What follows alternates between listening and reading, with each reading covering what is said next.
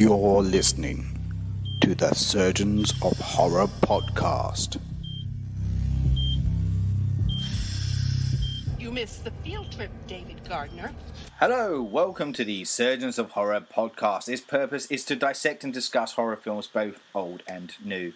Those listeners out there who've been following us of late will know that we've been dedicating this current season to the late great Tobe Hooper and his earlier films. We're kind of coming towards the end of the section of movies that we're going to be looking at, and we're kind of keeping in tone with he was keeping in tone with his sci-fi element at this stage. We just spoke about Life Force, which was a bit of an interesting adult vampire, space vampire kind of film, completely fucking nuts and brilliant all the same. And we're now moving into his follow-up movie, which was called Invaders from Mars. It came out in 1986, and it was the remake of the 1950s movie of the same name. Before we go into it, though, I should introduce myself. I am your host, Saul Muerte, and I'm joined for this current podcast by the desirable Oscar Jack. Welcome aboard. No, thank you very much. Thank you very much. It's good to have you back, man. Glad to be here. Yeah, I'm trying to remember. It's always the way when I'm recording these things. But have we had you on board yet for the Tobe Hooper stuff, or is this your entree kind of discussions on Tobe Hooper's work? This is my foray into Tobe Hooper, both kind of as a cinema watcher, as well as a conversationalist. Cool. So I guess then, before we go into dissecting the film, how familiar are you with Tobe Hooper's work? Are there any of his films that you've watched before you've come to talking about Invaders from Mars? Picked up a DVD of a movie that looked just fantastic from like an op shop. You know, I like to go in there and sometimes pick out some gems of like awful movies as well as, you know, good movies. But I picked up a copy of Eaten Alive, I guess, which I'm yet to watch, but I've had it sitting on my shelf, kind of staring me down for a long time, and I think I was aware of that one first because that's where the Wilhelm scream came from, if I'm not mistaken. Yeah, I think you're right. Yeah. Someone getting eaten by a crocodile gives out that famous scream that's just been replicated. Oh no, totally. I've seen Life Force. Oh, you have seen Life Force? Okay. Yes.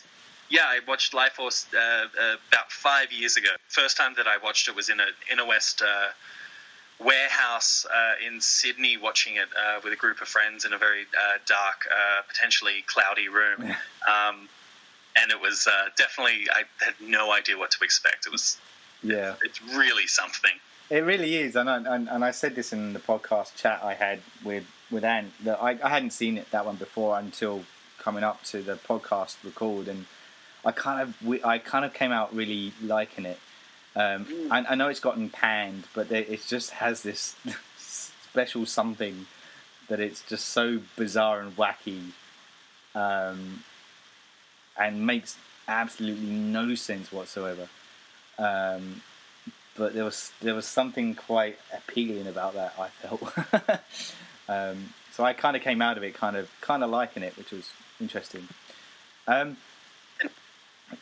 It's got real personality. Yeah, personality. That's right. It really does. And even like, you know, the acting in it is a bit kind of very straight faced, and there's no humour in it whatsoever.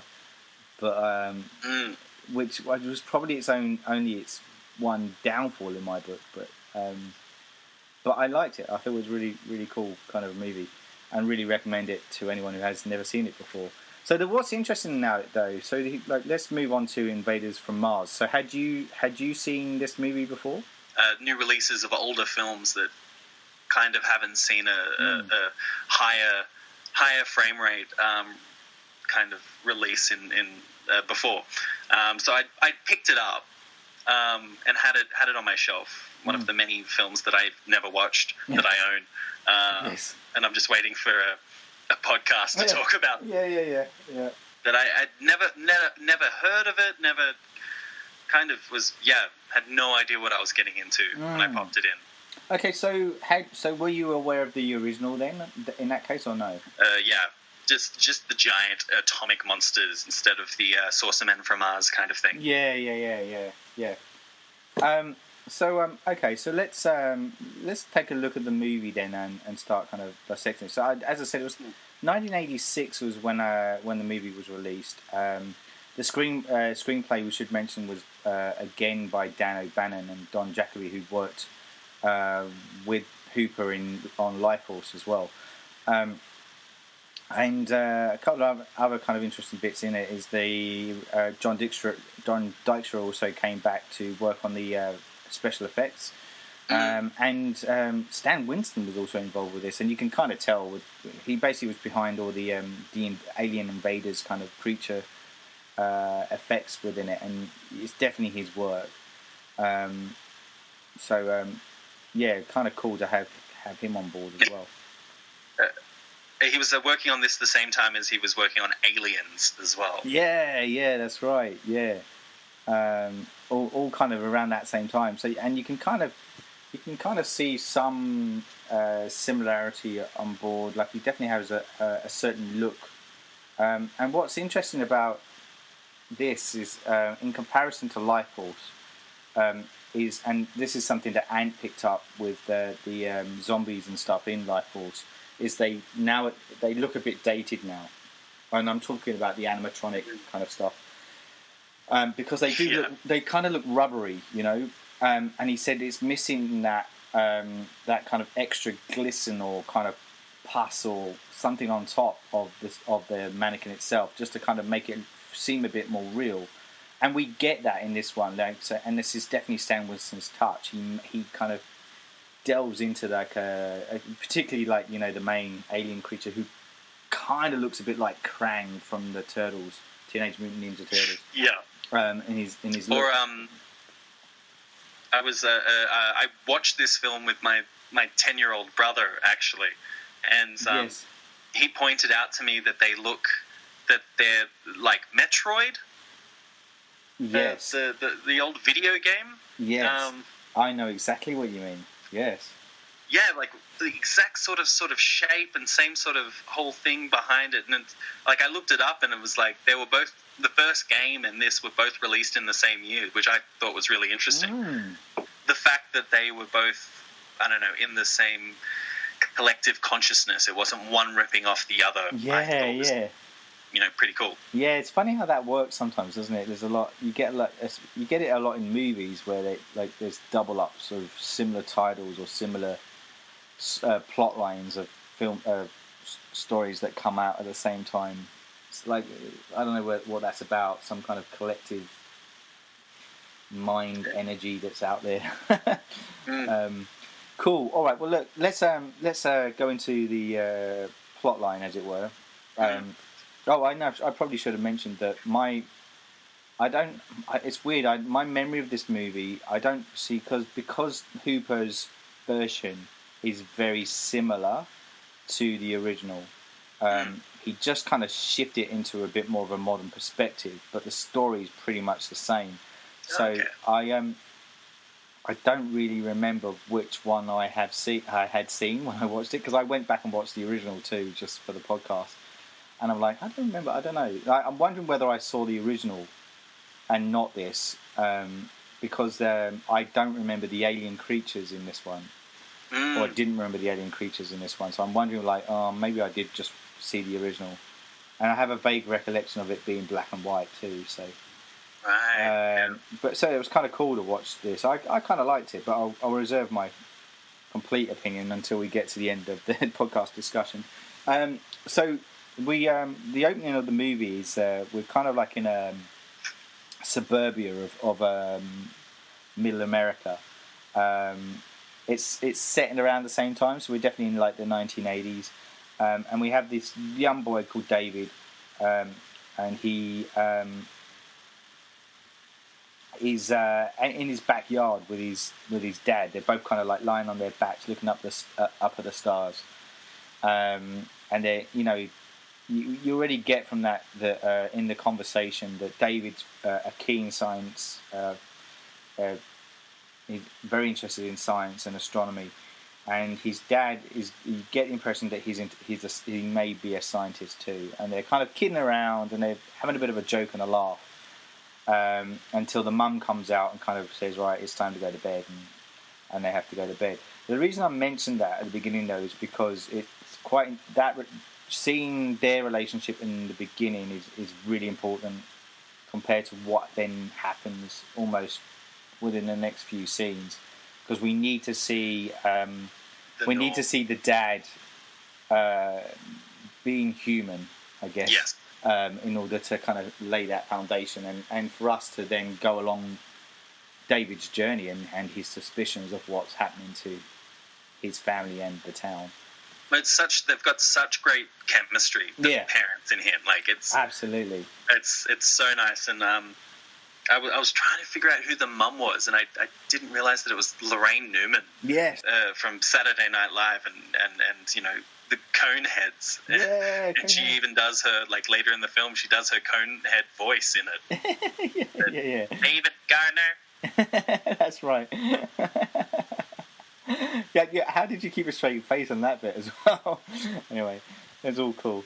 Yeah, that's right. So she was one of the original members of a comedy group called the Groundlings.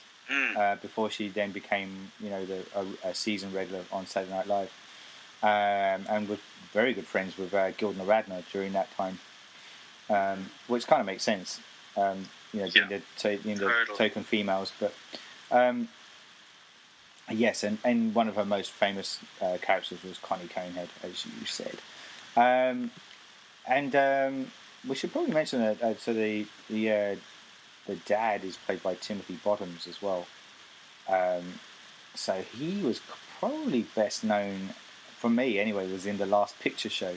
But he's what's interesting is that the couple, the mum and dad, are that kind of. This is what I'm meaning about. Hooper doesn't really shift too much away from the original in its tone, at least, because he's definitely playing up the fact that it's a nod to the 50s sci-fi horror world, and the acting in it is very kind of that formulaic, very kind of matter-of-fact approach in the way that they talk.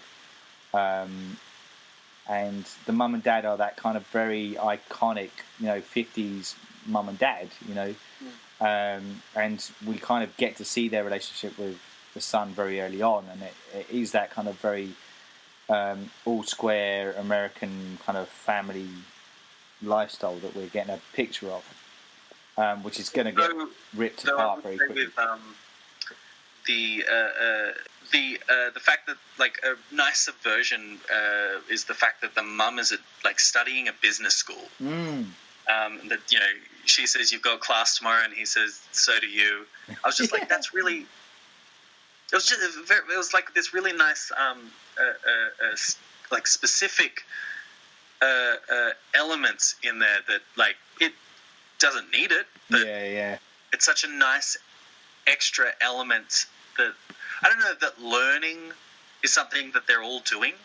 Oh yeah. All of them are interested in I don't know she's not like strictly a stock just basic mom. Like she wasn't a strictly stock character. She just had there was that nice little element just to the character that gives her some agency, even though she doesn't have a lot in the plot because she gets taken over quite quickly. Yes, she's not a strictly passive character in the story world. No, that's true. That is very true. It's always nice. Yeah, no, it was. That's a good point too. And I think maybe that the reason for that is because I mean the main female character in it comes in it a bit later, which is the nurse character played by Karen Black, and she almost I wrote in my notes here that she almost becomes a bit of a surrogate mother figure to David in the film. And he too has this need to protect her as he would a mother as well within the film, and I thought that was interesting. probably even more interesting the fact that David is actually played by Hunter Carson, who is actually Karen Black's son in real life. So there is that kind of already that relationship established. Yeah, kind of interesting kind of take. I thought that in the film, and the reason I'm saying that is because going back to what you were saying about the mother and needing to be an interesting character in her own right, because you didn't like essentially she is still the mother, and you still need him to have that relationship still needs to be kind of strong for him to still kind of want to strive to try and find his mum and dad and rescue them. Totally. Yeah, we want to root for him to try and recapture this wonderful relationship that he has with them. Yeah, that's exactly right. So anyway, so we going back to the plot once I've opened my notes up again. So going back to the plot, so we have David Gardner. He goes to bed, but he's obviously got a bit of a colourful imagination, and he finds it a bit hard to kind of get to sleep. And then the parents try and get him to go to sleep. He kind of wakes up in the night, and there's this weird kind of UFO-shaped lights and flickering in the sky, and then it kind of disappears down behind this kind of embankment that's around the back of his house. And so he goes to kind of wake up mum and dad, and they just think he's been dreaming, and he's got a bit of an overactive imagination. But the dad does say he'll promise that he'll go over there in the morning to have a look to see what it was, because the boy's insistent that it was a UFO crashing in their backyard. So the next morning when George wakes up, George the father wakes up, he goes up, it's called Copper Hill, to have an investigate and follow up on what his son has been saying. And then he kind of disappears, doesn't he? Like he doesn't come back for a little bit. No, he doesn't disappear just yet. Right. This is like David sitting down with his mum. Ready, sorry, I'm jumping ahead. And then the dad walks in. And he's missing a slipper. A slipper, which is also in the original. Right. Where he doesn't have a slipper on as well. But he's acting very strange and peculiar, and like, so this is what I was meaning about the first scene. You kind of needed to see that difference established early on. And what I found in this, the difference between this one and in the original is, in this version, he just looks like he's like almost zombie-like and comatose in the way he's talking. He's very kind of robotic. Whereas in the original, the dad was just really quite aggressive. And he'd be just like, just get your clothes on! As in, like, you know, get dressed. You know, go outside and play! Whereas in here, he's just being very very, like, he's doped up. Doped up, yeah, that's right. And we also, we get David noticing that there's this mark on the back of his dad's neck as well, which is strikes him as odd. But anyway, he gets up and he goes to school.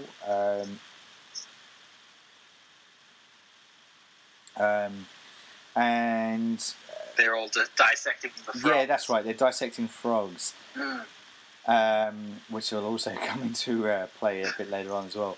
I always think of that scene in E.T. with the frog dissection in classes. We just don't get that anymore, do we? Like, no. There's not that need to dissect animals in a. Well, I remember we had to dissect a rat in like year 9 or. Oh my god! Be year 9, yeah. That sounds gross. Yeah, it definitely was. Yeah, far out. Yeah, that was the whole thing. And was it was it similar to like just to kind of study the biological makeup of another animal? Was that yeah. Yeah, I think that's what it was. Like, I feel like there's a to be decided. There's a whole lot else, like a 14, 15-year-old is thinking when they're not learning a whole lot when you're giving them a rat to dissect. Yeah. I mean, that's kind of the thing enough. Yeah. That's all I remember from it, was that we did it. Yeah, for sure. That's too funny. Cool. So then we get sorry, He lost track of where I was in. Oh, we're introduced to his school teacher. Yep. Mrs. McCulls, who's played by the brilliant Louise Fletcher, who for me will always be Nurse Ratched from One Flew Over the Cuckoo's Nest. Oh God, yeah. Oh, I can't believe I didn't. Yeah. That tone of voice, that Oh yeah. shouting out that David Gardner, like it's like that echoey. It could almost be the tagline, saying David Gardner. It just like sounded to me like the they're all gonna laugh at you. They're all gonna laugh at you. Yeah. Yes. Yeah. I like that. Yeah. Just what am I trying to say? Tapping into Piper Laurie's performance. Yeah, no, you're absolutely right, and I think I think only Louise Fletcher can play that kind of role to that degree. Like she's just so menacing. And it's, again, great performance in this as well. And we'll get to what I think was the classic scene of hers in a tick. But yeah, so we're introduced to her, and like you can kind of think at this stage that she's just one of those typical teachers that's just got it in for him, and then he goes and so do we have that famous? Does that famous scene happen at this point or not? No. Because she's still normal. We meet the teacher. We meet Heather. That's right. So we've got Heather, the girl. Yeah, she sits next to him, and he defends her by throwing a frog back at some kids who threw it at them, and he cuts his finger, so he has to go to the nurse. So we meet all of our school-based characters. Yes, that's right.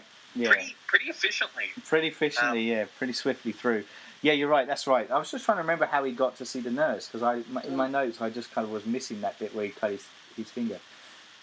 So yeah, it feels like it's going to be something more. Like he cuts his finger and we see blood. And, I don't know. Like I feel like in another movie it'd be like, oh, this reveals something. Yeah. Like someone would, like a hidden enemy would be like, oh, blood, Yeah, like that's the right. The teacher would kind of look at him with fervor, but no one else has really been taken over yet. Not yet. That's right. So, sorry, lost track again. Yeah, so he goes and sees. He goes to see the nurse, who is played by Karen Black, as we were mentioning earlier. So she's the school nurse. So Karen Black is a massive draw card. I mean, people might know her from like 5 Easy Pieces or Great Gatsby. And she was in a couple of. She was in which Alfred Hitchcock one was she in? Family Plot. She's in Nashville. And Nashville, that's right. So yeah, she's an iconic character, and I guess more recently, she appeared in Rob Zombie's House of a Thousand Corpses as well as the mother figure in that. But yeah, kind of a huge actress. Particularly in the kind of horror thriller world around that 70s and 80s time frame. So we're introduced to her. Her name's Linda in this, and she will be like his, I guess, token support character in this film. And the one that believes his story. It's hard and fast. Hard and fast, that's right. She's like, she buys in. Yeah. She buys in so quick. That's not nuts. So exactly. You reckon an alien spaceship's crash landed in your backyard? Okay. Yep. Yeah, sure. Okay. And marks in the back of people's necks. Okay. But that's when she does a bit of investigating herself, doesn't she? So isn't that the bit where she then goes out and she kind of says, stay here, and then she goes out and... Or am I jumping ahead again? Yeah. No. Yeah. Because all of this happens when the teacher has been transformed. So, because he goes to the nurse, we meet her. Yeah. We kind of get a little bit of, like, establishing the relationship between the teacher and David and Linda. And then we just we cut back home. Oh, that's right. He goes home, doesn't he? And Dad's that's disappeared. when the dad's been missing. Yes, that's right. We have a jump scare of the mum sort of bringing the robotic the RC Yeah, robot. that's right. And what movie is he watching at the time? He's watching Life Force. Watching Life Force, yeah. And I wrote a note down here, like Life Force shown on TV when David comes home from school with no parents supervising him. Mildly inappropriate. Yeah, so I put here a note. Does Hooper depict once again that the TV is a portal of evil? Obviously, Poltergeist is famous for the TV portal. And is he saying something about when kids are left to their own devices? So the mum does this kind of scare thing with it. The dad's strangely disappeared. Mum doesn't seem too worried at this point. And it's not until, is it the next morning where no, it goes from literally her saying, nothing to worry about, to like cross-fading. It's later in the night. She says, okay, I'm worried. And that's right, around still waiting for him. They called the cops. The cops come out. Who come along, who I think one of them is played by the sheriff, I believe. Oh no, maybe one of the later actors in the military. One of them's played by one of the main guys from the original. Yeah, no, you're right in your initial instincts. It was the cop, the sheriff guy that comes along. So there's two cops that come out. One of them's the sheriff, and one of them's the other guy. The sheriff character is played by Jimmy Hunt, who played the original kid in the 1953 version of Invaders from Mars. And it was interesting. I was watching a behind-the-scenes thing on that too, because it's the guy Jimmy Hunt was talking about it, and he just said he basically just got he heard about the film being made, and then his agent said, "Do you want to come? Do you want to come along and have a look at it?" And he's like, "Yeah, I'm interested." And then all of a sudden, somebody goes, "Do you want to play a character in it?" and he was like, "Yeah, sure." So yeah, and then that's why they got him to play the cop character. So the cops are brought in, and there's a really cool bit in a minute as well, which I'll get to. But the cops are brought in to obviously investigate the disappearance of the dad, and they talk about how he went over the hill to kind of find, look at something, and he's just not come back. So they kind of say, "All right, we'll go and investigate." And as the two cops are then going up over the hill, the police chief, the one played by Jimmy Hunt, says, "I haven't been here since I was a kid." Oh, yeah. Yes. Great line. That is so brilliant. Yeah, and it's such a, I mean, obviously it's a very nerdy quote, but I loved it. So they kind of go back, they go over there, and then in the interim, the dad then comes back on the scene. They literally again, like pop out of a the bush. bushes. Yeah, out of nowhere, and it's him and the dad of Heather. Of Heather, yeah. Who works for the phone company? Yes, as a switcher or a connection guy. Yeah, that's it. And as I was watching this, I was automatically thinking of the original Invasion of the Body Snatchers. Not the Donald Sutherland remake, the original 1950s version again, because there's like this similar kind of thing where the creatures take over people like that are important profile people. So obviously the dad's a scientist, this guy's in charge of the phone network system, so that means he'd be able to control their communications.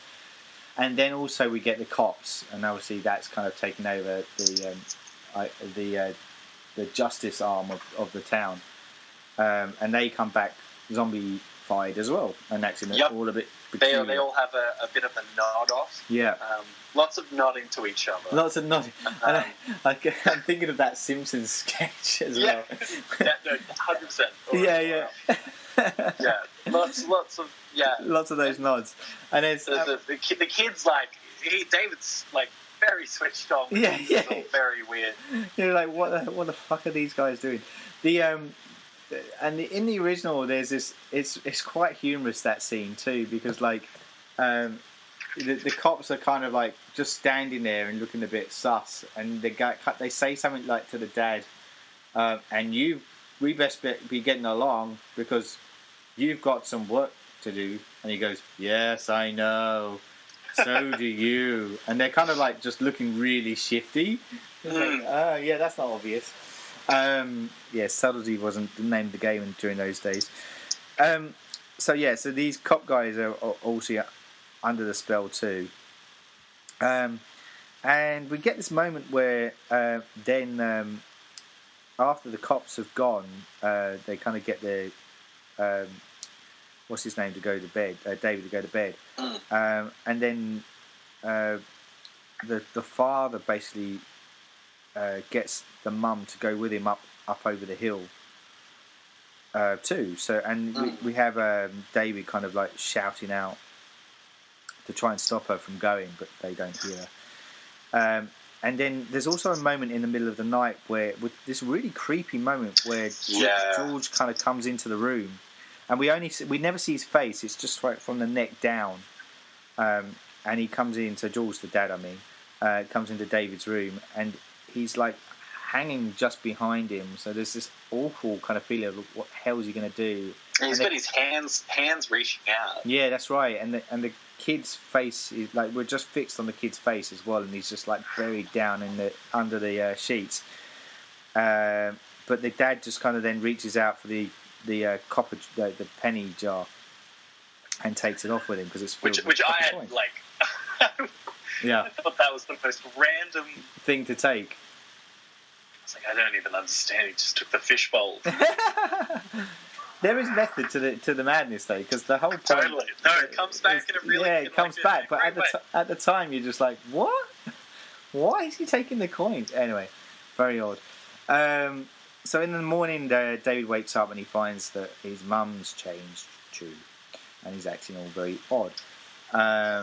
And burning the bacon. And burning the bacon. That's right. Eating like crispy as hell bacon. Oh dear. And they're kind of insisting that he takes the day off school and comes with them for a picnic over the hill. So he obviously David does a bit of a runner. Gets on the bus. Yeah, she's like, she eats raw mince. Yeah. Oh yeah. Salt. Raw mince and salt.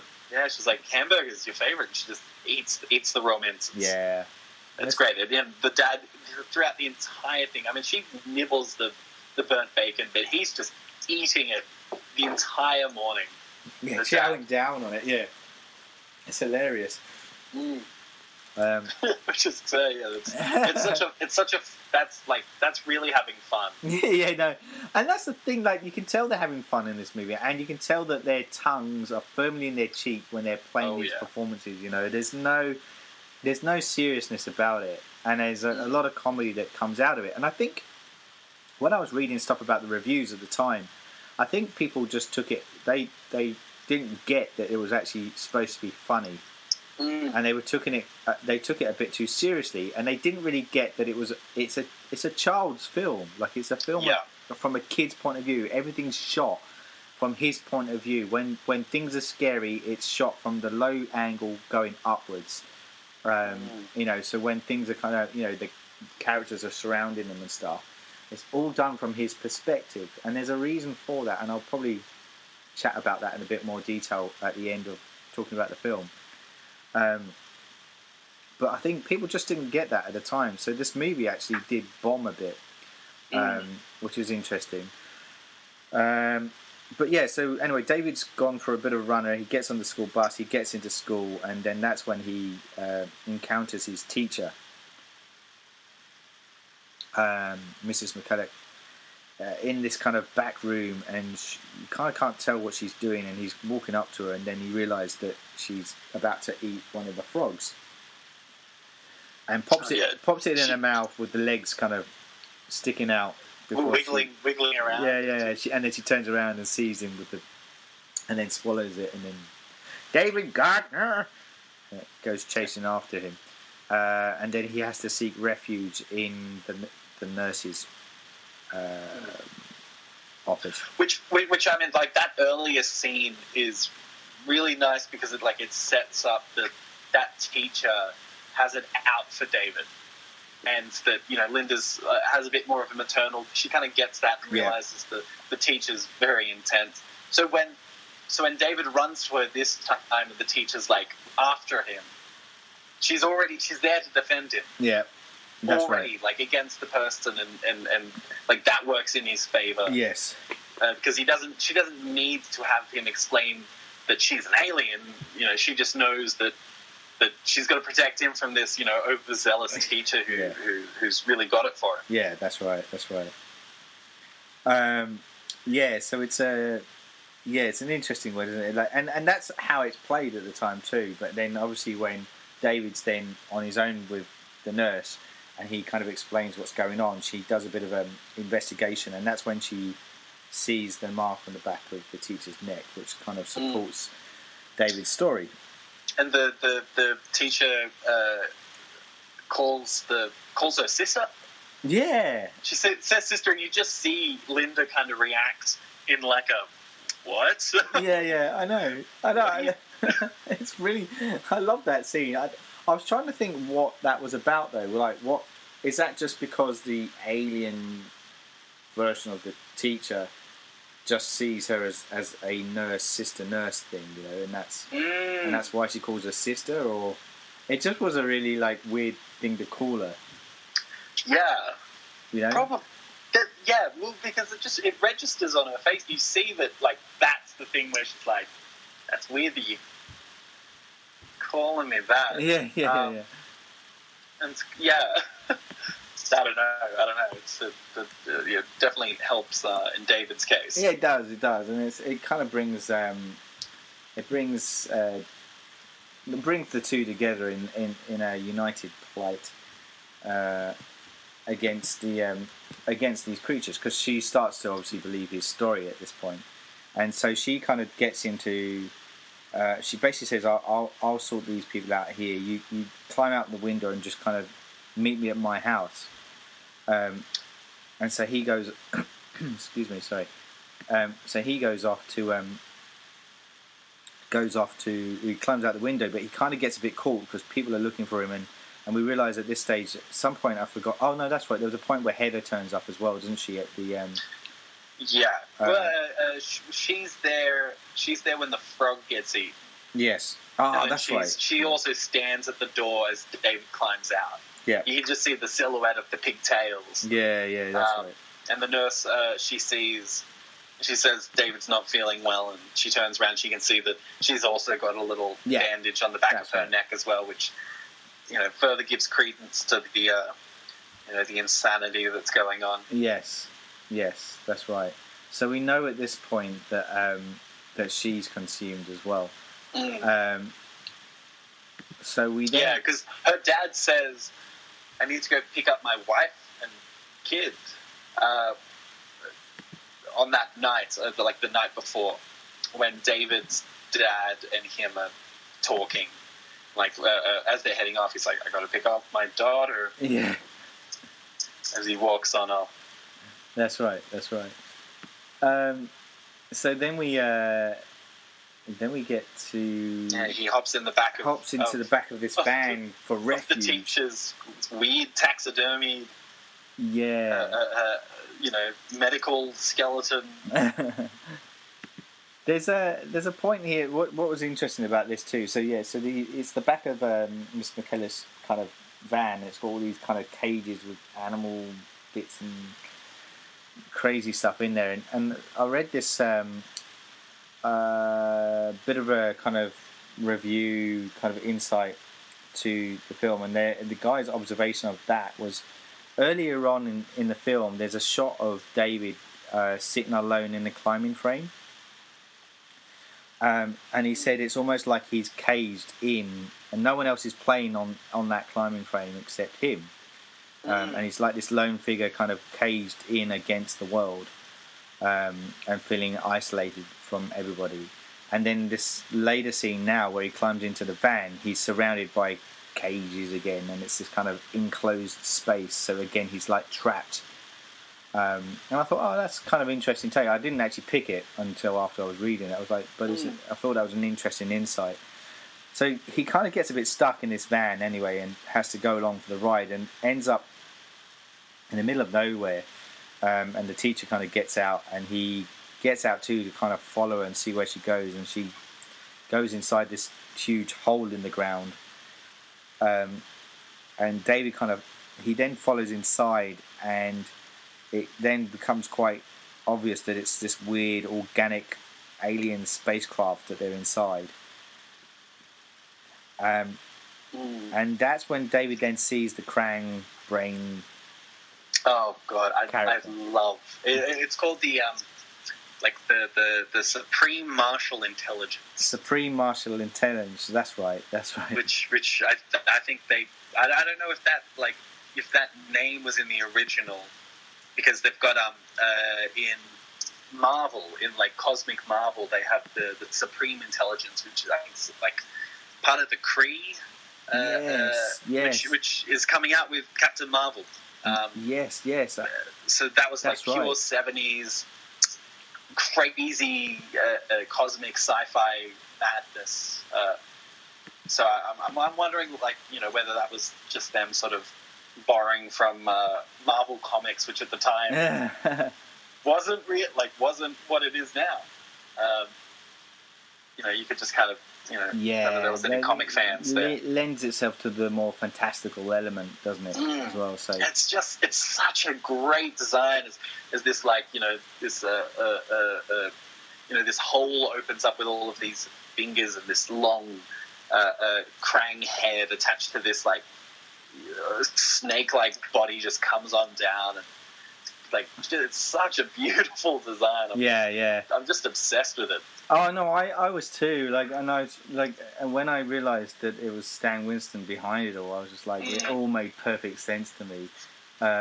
Absolutely. There's so much beautiful imagery and thought gone into the creation of this creature, and even like the I guess the other, you know, like the evil the alien Mr. Potato Head. Yeah, that's right. Like they're so like, in the original they're just. It was just people dressed up, right? The exception was the Supreme Martial, Supreme Martial Intelligence, was different. But like the others were just these guys just dressed up in suits, and it just doesn't sit right. Whereas they're creatures in their own right, you know, and it just sat a lot easier on the mind's eye to kind of shift it in that direction. So essentially, David then escapes from the compound, and he teams up with Linda again, and it's outside Linda's house, isn't it? And as you were kind of mentioned earlier, like there's cops swarming around the place, and they know that that's not a safe haven to be. So Linda has this idea of like a better place to hide, and it's the school again, which made me... Oh no! Well, they go for a drive. They go for a drive. Oh, do they? To try and call the state cops. Oh, that's right. Sorry. In town. Yeah. That's right. And he sees, or they're driving. Yeah, I think they get into her car and they're about to head off. They don't get into town yet. And they see the school bus go past. That's right. And the kids, you know, David's like the field trip. And yeah. They keep going on about the field trip. That happens to be behind Copper Hill. Oh yeah, very. Yeah. But they get into the school, into town. Yeah. Quite swiftly, and you know, she's trying to call up. That's right. State cops, and you see the yellow school bus kind pull of up behind. That's background. A great shot. That bit, I love that. Really cool. The school bus pulls up behind David, and he's not aware, and then we get the hand kind of pulling in from behind him.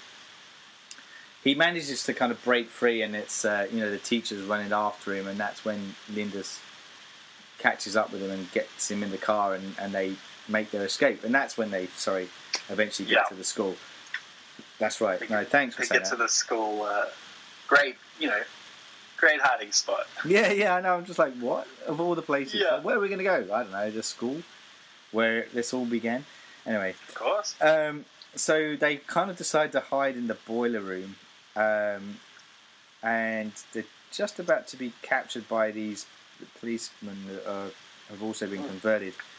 And I mean, Karen Black is just going for it. Yeah. The whole thing. She's like, her performance is like probably the most over the top in the entire film. Yes. She's just given these massive eyes, and it's like Yeah. because really it does, like, I feel like in retrospect, once you know the whole film, it kind of makes a bit more sense in terms of like these two teaming up, and like the way that she just immediately gets on board, and like it's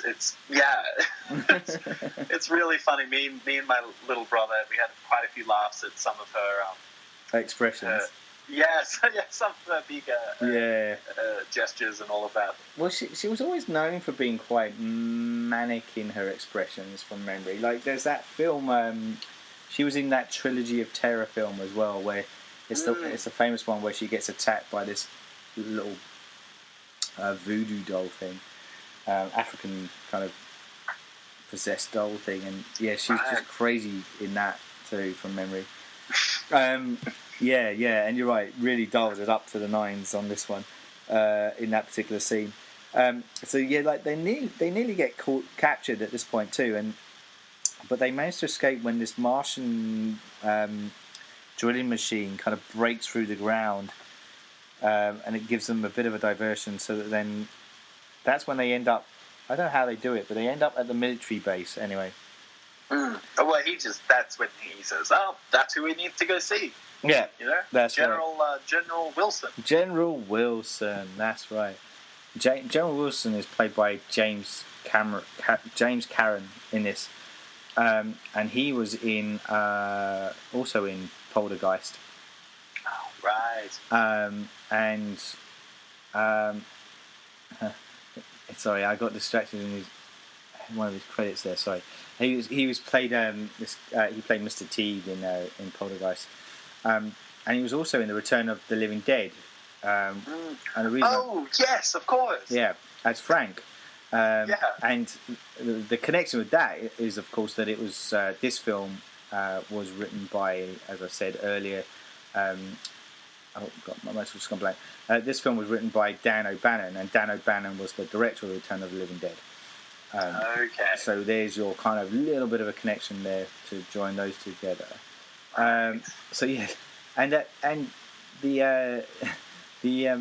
The army characters in this are they're all like these fantastical kind of over the top characters, like larger than life performances.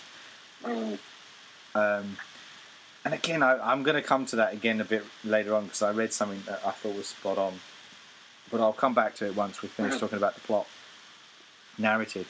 So they basically get the army enlisted, who also seem to be working in collaboration with NASA as well. So they seem to kind of know that there's weird kind of sus things going on. I'm kind of losing I'm kind of forgetting stuff. But there's a point here where this is where they realise that they are hunting for copper wire. In this section. Yeah, I think that we see the two.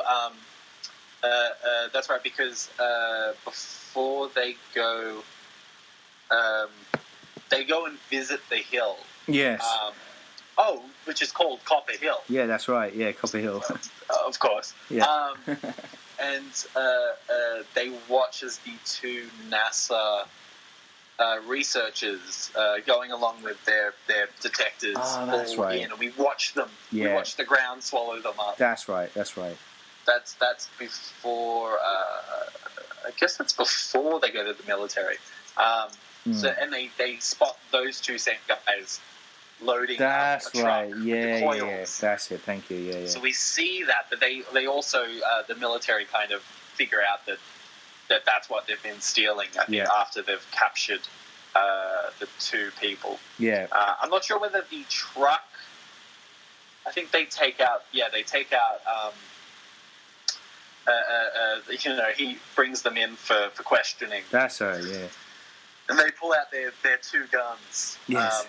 And his handy right-hand man comes in with some really awesome karate. Yeah, that's right. Which is always the best defense.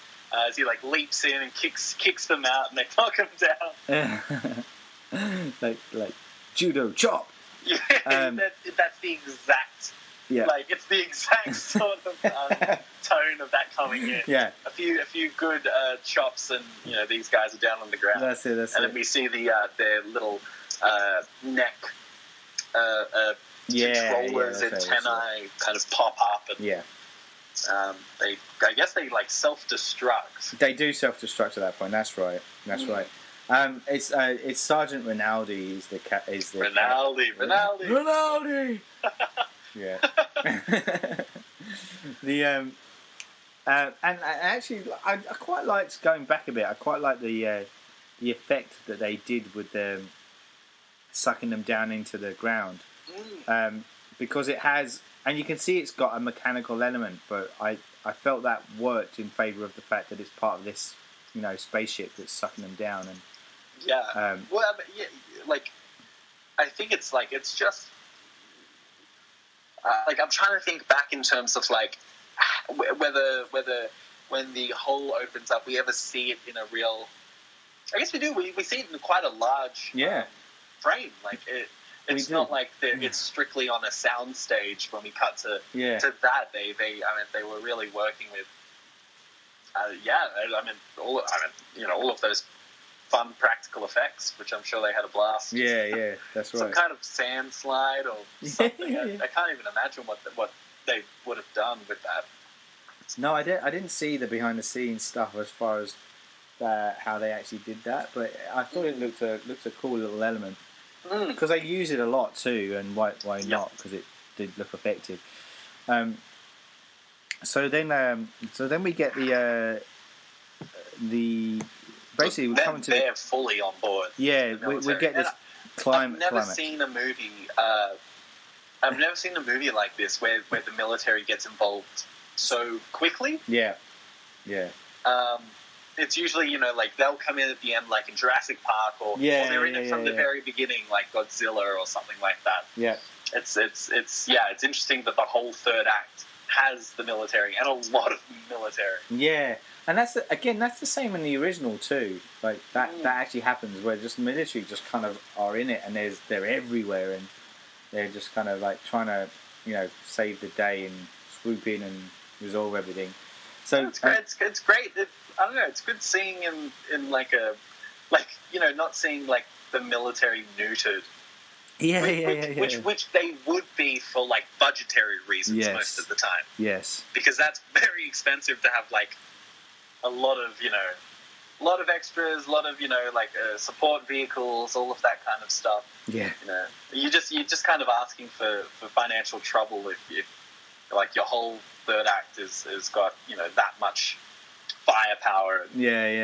But it's great. It's so fun. Yeah, no, it is. It ramps up the dial, and then we're coming towards the climax now as well, because this is where the military are going to try and kind of work a way into where this spaceship is, and they go to Copper Hill, and then we get the whole Rinaldi moment as he stumbles, he just trips and just rolls all the way down to the bottom. Yeah, that's it. And then he gets sucked up into the into these sandpit things, and I just love General Wilson going Rinaldi. It's so good. My brother and I were just loving that. It's so good. Couldn't stop laughing. Yeah. And then we get David running out, and Linda chases after him, and they also get sucked down into this sandpit thing too. And then he's trying to. He needs to get his parents. He does. He wants his parents back. I think he figures out, because at this point he has enough information that he's like, ooh, if we could just talk to them. Yeah. He knows that they want something, that they want. I don't think he explicitly knows it's copper yet. No. But he knows that that they're talking about the Mars mission, the Viking or Voyager, or the NASA guys are talking about the stuff that they found on NASA, on Mars. Yes. And that this may be a counter move. Yes. That they don't want them going, and they that's right. They strap up the liquid nitrogen truck with C4 and blow up the launch missile that they've got, the rocket ship that they've got scheduled. Yes. That's right. Gosh, I'd forgotten that part. Yeah. And then so like the story picks up now within the spaceship again. We got the squad coming in from the school tunnel. That's right. The house has been cleared, and they've thrown up their barbed wire, and they've got a couple of tanks. That's it.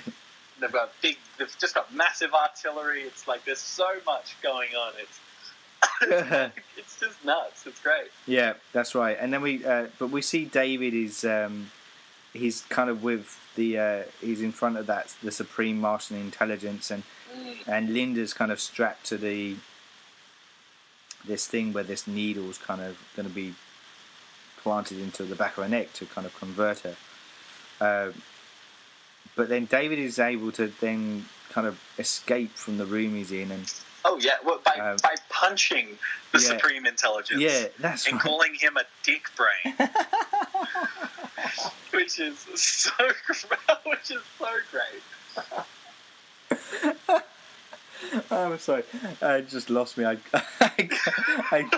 forgot that bit. That was great.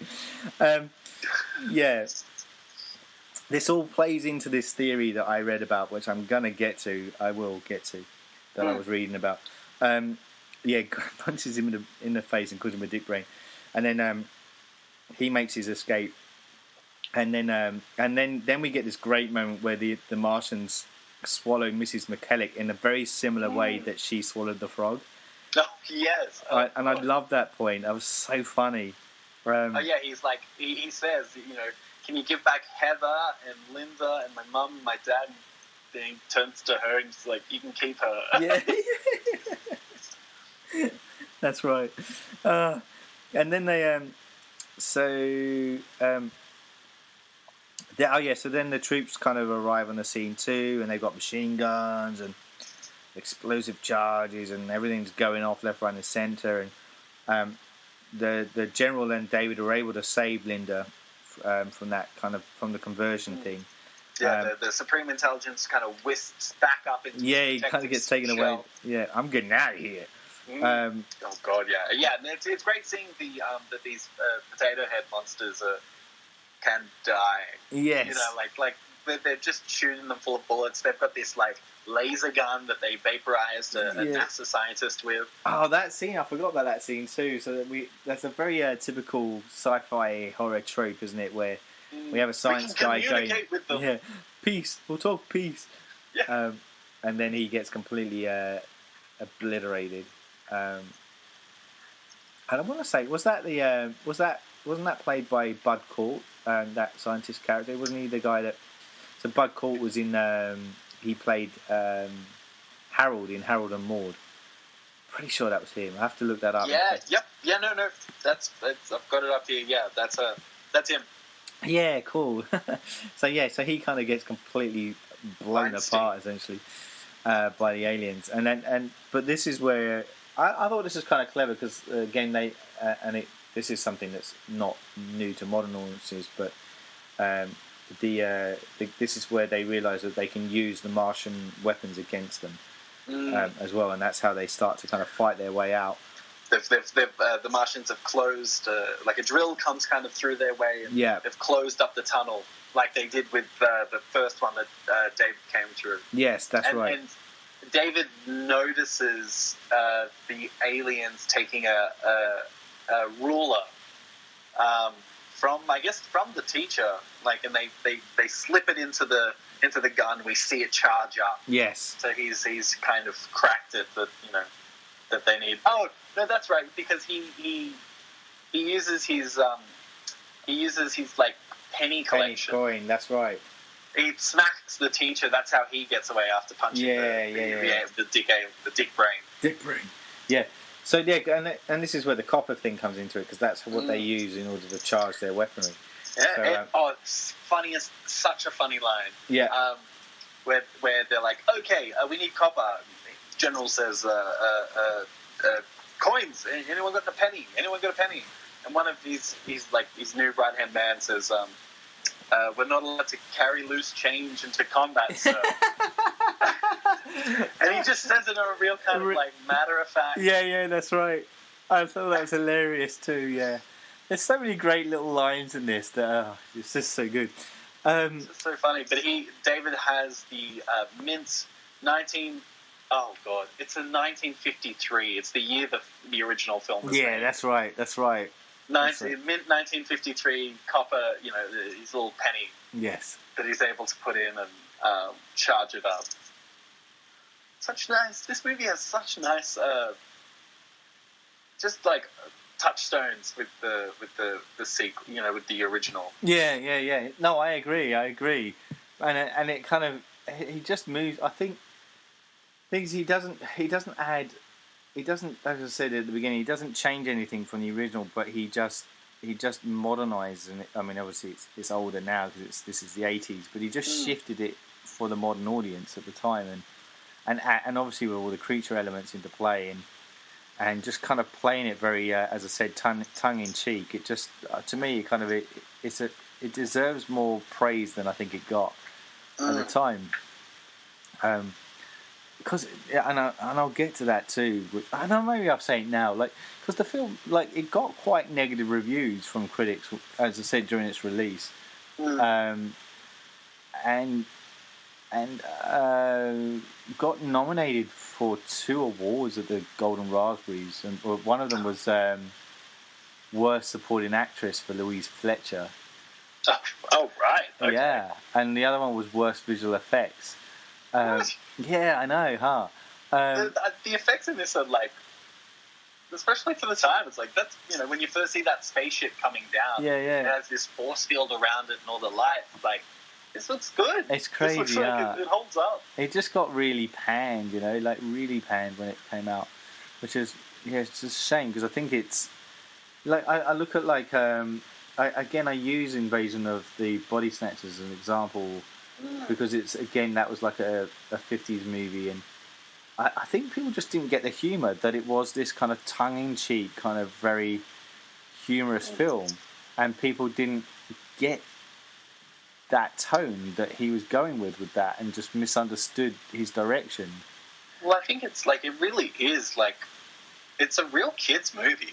It really is. Yeah, I mean, my brother, I was kind of, because I hadn't seen it before. I was like, do you want to watch this? If it's a bit much, you can, Yeah. We'll switch it off and I'll finish it by myself. But he was so into it. Yeah. Because I know you found it real funny. Yeah. Loved the Supreme Intelligence and the aliens. Yeah. Just found it, and it strikes this really nice tone of some really kind of genuinely scary moments, but there's always enough movement. The kid's kind of always got enough. He's never terribly defenseless. No, that's right.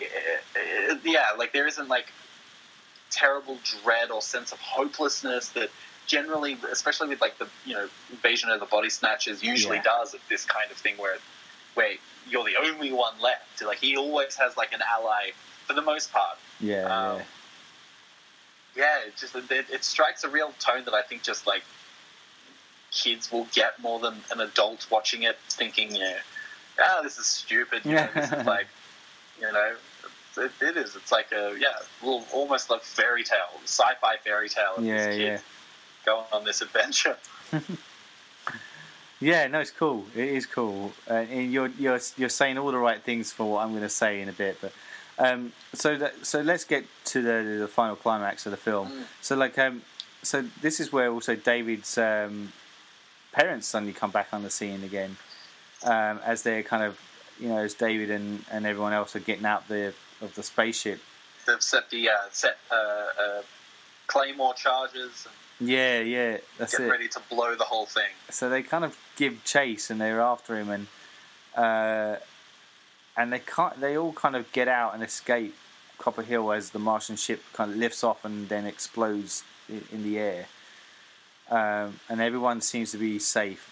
And then we cut to David waking up suddenly, and this I'm interested in know your thoughts on this. And it's the whole thing's just been this bad dream, essentially. And his parents kind of, make him, reassure him, say it's okay, everything's all right. And he looks like it's probably the best like wake up kid performance. Like he's like drenched in sweat. Yeah. And like he's like legitimately freaking out. I feel like it's always kids are never sweaty enough when they wake up from like a truly awful nightmare. Yeah. It's true. Yeah, he's literally just soaking wet. But like, yeah, so he's kind of he kind of explains the bad dream to his parents, and they reassure him. And I don't know. I think they mentioned the general's visit to the school and stuff as well, and stuff. So there's all this stuff that kind of would have played in his mind a bit, and they kind of he kind of accepts their explanation of the night, and then he kind of goes back to sleep, and then we get the flashing of the lights from the sky again, descending towards Copper Hill, as the Martians begin their invasion again. So like, and this is a carbon copy of the original too. So like to me, oh really? Yeah, the same ending happens. The only difference is that in this version, I think he screams no or something. Or like that. He runs back into his parents' room, and you can hear noises. Yeah, that's sort right. Of yeah, the Martian noises coming from the room. Yeah, and he freeze frame on him screaming no. Yeah, that's it. And then in the original, I think he just goes, "Oh, gee," like. Because he says that he just repeats what he says when it first happened, like because he's excited about the fact that it's almost like it repeats itself. So he's like excited again that there's some amazing thing that's happened in his yard, and like he's forgotten his dream already. Whereas in this one it is more tragic, you know. And I just thought, you know, what are they playing on there? Like, was it just a dream, or did everything happen and they failed, but this is then the Martians trying to invade for real because it's more than one ship? Do you know what I mean? I wasn't really sure where that was ending on that one. No, me either. And like when I was watching it, when David wakes up, my little brother just went off. He was like, "No, it was not a dream." He's like, he felt super ripped off. And the ending bit did. He was just like, "Oh, that's really great." And he bought straight back in. Okay, cool. But it was really, really funny sitting there watching him with, like, I don't know, like you know, he's turning 11 years old. Yeah. Just having this, like, stuff at film school, you know, learning about, you know. Yes. You don't end a movie with "it was all a dream," because that's a rip-off. Yeah, like, that's right. That's audiences feel cheap, you know, it cheapens it, and they feel ripped off. And it was really interesting watching him react in that very specific way, without, you know, all of the amounts of knowledge that, you know, that I would know watching it. And I was just like, he's hitting all the points. Yeah, cool. Or it's like, it's a little bit like, really reminded me of the ending of Labyrinth. Oh, where it's all a dream, but then, you know, then she has a big dance party with all of the with all of the creatures in her room. That's right. Exactly right. Yeah, it's it was cool. I kind of liked it. I was like, oh, yeah, because I had the similar kind of reaction. I was like, oh, don't tell me it was just a dream. That's a bit crap. And then they do the reveal, but it kind of left me still going, oh, so what did it happen before, or did he dream and was it happening again, or was it a premonition in his dream? Or so I wasn't quite sure what the actual intonation was at the end.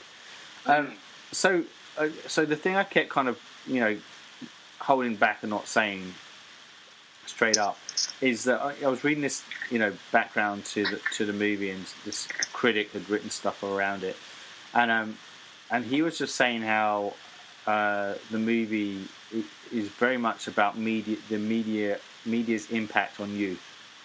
And we see that a lot about how David is shaped by the media around him. He's often watching TV and stuff, and all the visual elements that are in play in his bedroom and stuff lend itself to a boy that craves adventure and excitement in his life, right?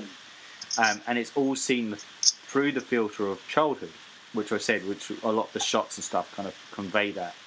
And this writer goes on to say this is why he considers the army to be a cool thing. And so when they come into the scene, they are this larger than life kind of presence. They are cool. They come in and they do the work and they save the day and help. They're the cavalry, like exactly. You've got the army on your side. So there's all this kind of it's this kid's imagination that's playing, and it's this minefield of what a kid would be playing with when he was young. So the army's cool. There's the threat from above. He's the token hero that has to save the day. He punches an alien in the face and calls it Dick Brain. Totally, and even with the nurse, like her being pretty much the only positive force at the school. Yes, that we see. Like she's the one who he kind of gets the girl. He saves her. That's right. He does. There's pockets in there where she's hiding. She's cowering behind him. Yeah. He's like, don't be afraid. And she's like, I'm not afraid. I'm petrified. Yeah.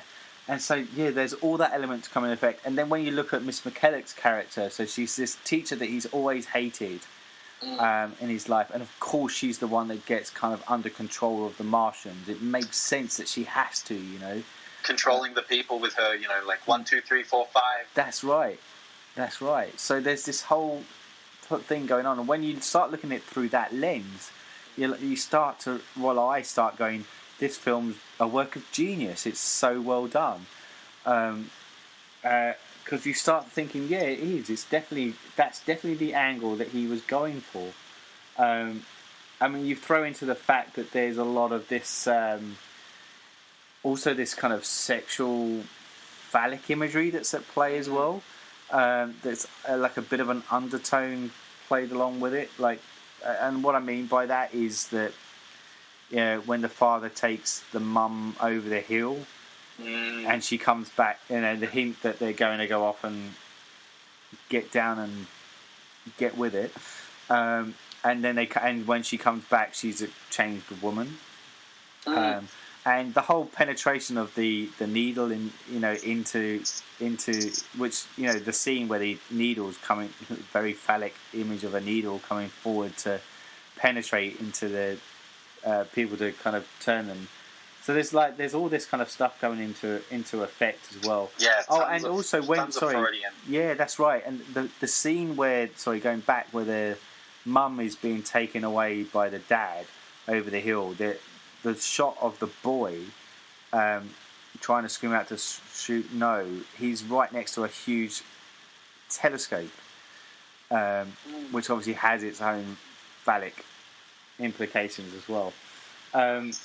So there's all this stuff there, plus the themes of isolation and entrapment that's involved within it as well, and things like this. I mentioned about the nurse being a bit of a surrogate mother figure, but it all plays into David's fantasy as well. And and you throw that into the mix that Tobe Hooper's fantasy as well, the director, like he's remaking one of his childhood films, and his fantasy is becoming real. And so this whole thing about David's fantasy and the director's fantasy start to merge as one, because Hooper's in his own playing field as well, as he's doing it. So all these things I thought was kind of cool. And the other thing was, just as another, this is more of a factual thing, but the school that David goes to is called Menzies Elementary School, and the director of the original film was William Menzies. So it's a big, obviously, nod to that. And again, so he's essentially saying, like, I'm in this playing field. This is what I'm creating. I'm recreating this world that Menzies did that was such a big impact for me when I was a child. And it's just having fun with it, and I think that's the big thing that comes across. So when you finished watching the movie with your brother, like, what was your reaction to it? What were you thinking? I really liked it. Yeah. It was just a lot of fun, and it was especially great having a movie that I could watch with him. Yeah, That was that right kind of level of, Yeah. intense, but also kind of like funny and cheesy, and I don't know. He immediately was like grabbing my sister and like rewinding it, wanting to show her bits and pieces. Like that was, that's real good. And I mean, like for me, I mean the that creature design is just it's just top class. It's real, like it's exactly what you need for this kind of movie. Yeah, it is. It is. It all it's all pitched. It's all pitched really funny. Yeah. It's like, and especially after you watch it once, you kind of realize there is that dream element to it. Yes. Then things that you may have like looked at with a more critical mind, there's like a lot of like teleporting around where people just kind of be where they need to be in the next scene. Yes.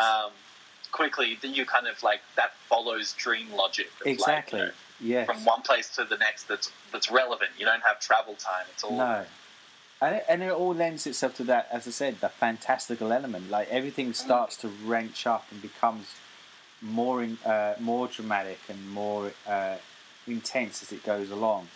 And like we get to the point where we've got the army there, and there's explosions and stuff going off all over the place. So it just becomes even more fantastical as we get to its conclusion.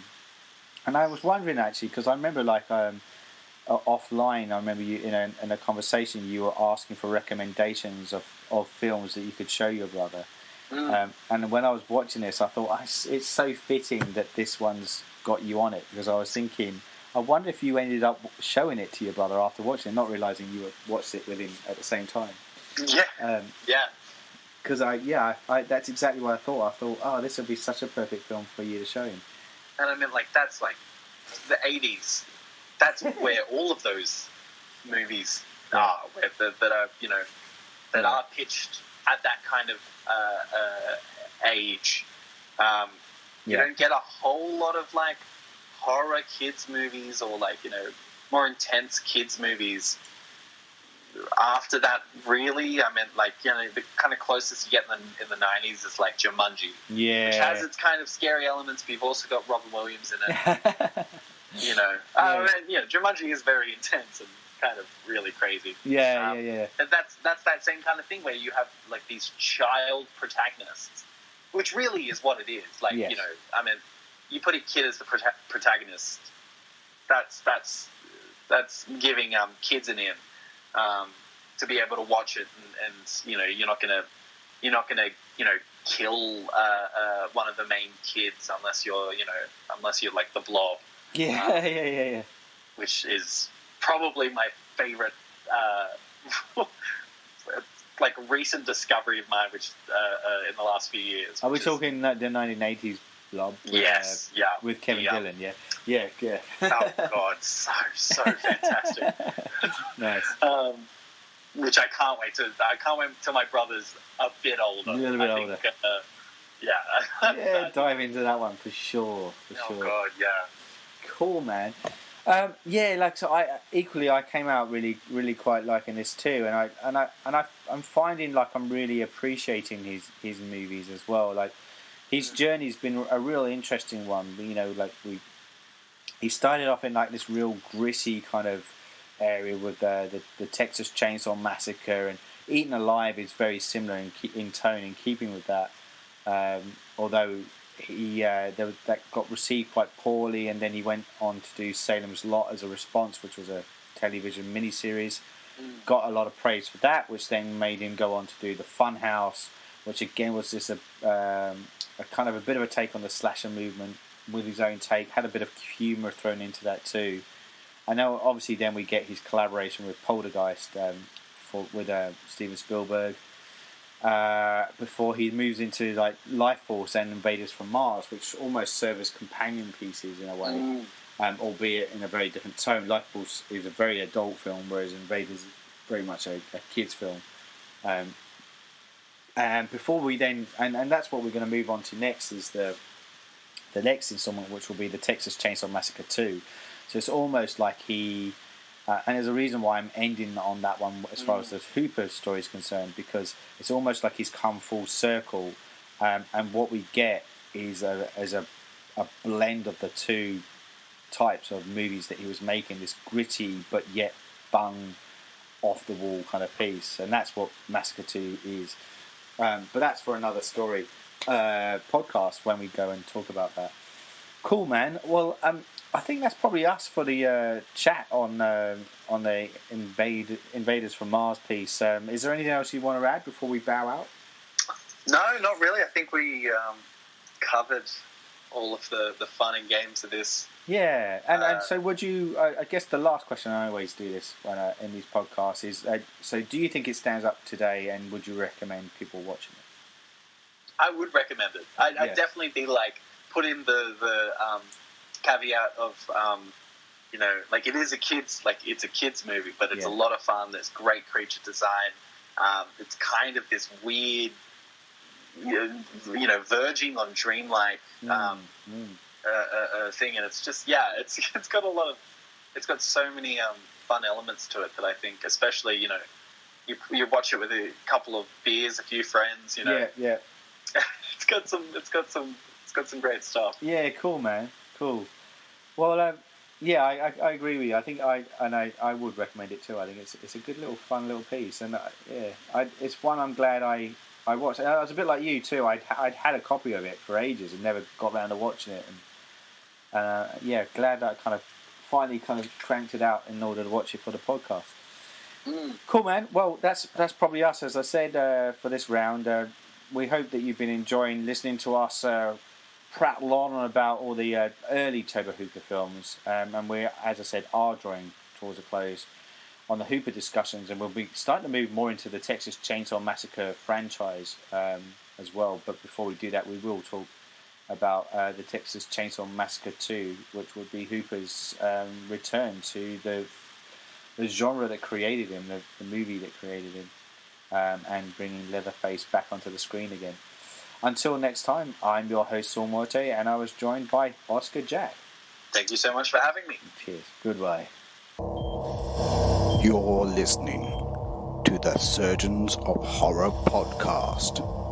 Music supplied by Peter Nezik. For more discussions or podcasts, head over to surgeonsofhorror.com or head over to our Facebook and Twitter sites for the latest news and updates.